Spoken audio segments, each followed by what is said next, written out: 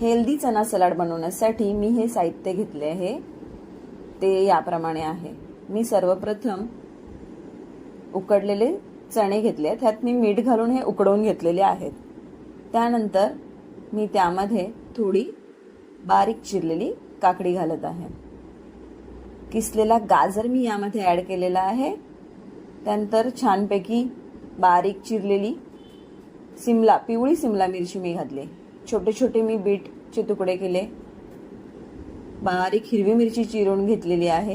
हे सगळं साहित्य मी एकत्र मिक्स करून घेत आहे।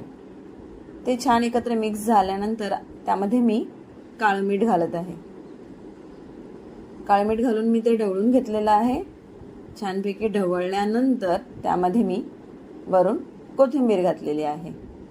कोथिंबीर नंतर आपण थोडा लिंबू यावर पिळून घ्यायचा आहे। लिंबू पिळून झाल्यावर परत आपण हे सगळं मिश्रण एकत्र करायचं आहे। हे सलाड आपल्यासाठी खूपच उपयुक्त आहे। धन्यवाद।